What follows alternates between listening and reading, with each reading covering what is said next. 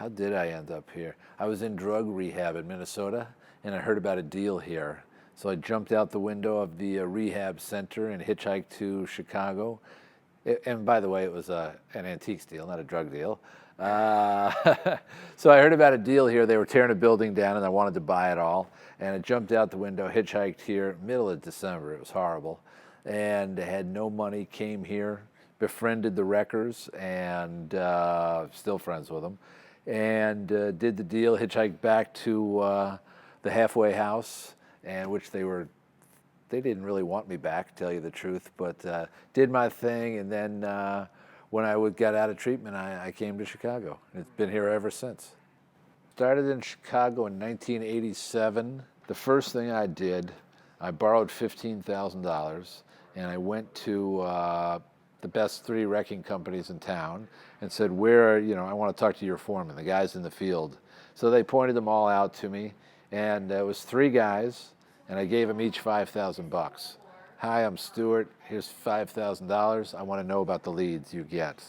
And within a month, I had my money and a profit back. So it was the best thing I ever did, probably. One of the first wreckers I talked to was a guy from Three Oaks Wrecking Company. They wrecked the stock exchange in the 70s, but they still had a little bit of business going, and I bought hundreds and hundreds of Louis Sullivan artifacts from them. We've done entire blocks, like Block 37 downtown. We took that all apart. There was the Woods Theater, the McCarthy Building, Stop and Shop, Western Methodist Bookstore. Those were all really important Chicago buildings, and they just tear them down. The first purpose, really, when I started, was just to save it.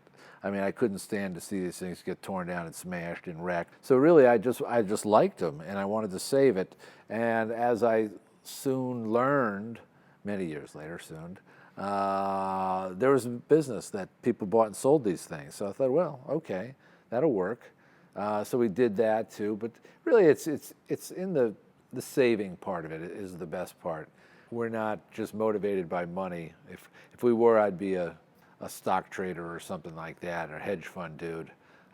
This is more of a love. So we do it because the things need to be saved and respected. And Chicago, as far as I'm concerned, hasn't really respected its what it had, architecturally speaking.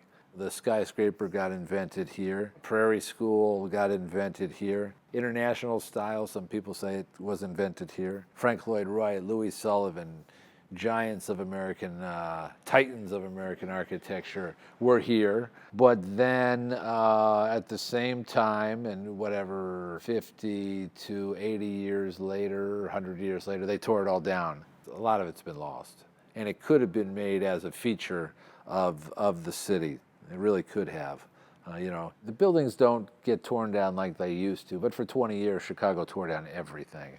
So there was old theaters, there were Louis Sullivan buildings, Frank Lloyd Wright houses. Everything got torn down, and we would save it all. So that was a big part of the business for a long time. Now it's more, we're looking for more of art objects these days. Things that could be an architectural piece, but it's not being used anymore as an architectural piece. It's strictly a pretty object. Taking something that was probably utilitarian and all that, and now it's just a beautiful thing. We've got some interesting stuff. We just got in from Italy, these massive, the biggest cabinets I've ever seen. They're 15 feet high. Some of them are 15 feet wide. We just sold a few of them to go to the new hotel over at Wrigley Field. So that'll be pretty interesting. We sort of specialize in things that nobody else has. And we specialize in big also. Your grandmother did not have what we have, I can guarantee you. If you go to a regular antique store, that's very possible. But your grandmother doesn't have what we had. American pickers. Ooh, a Star Trek lunchbox. Ooh, yeah, well, big deal. But unfortunately, America has glommed onto that and thinks that's antiques. I have a true respect for the pieces and the people that own them, and I just tell them the truth. Everywhere in Chicago there's great architecture.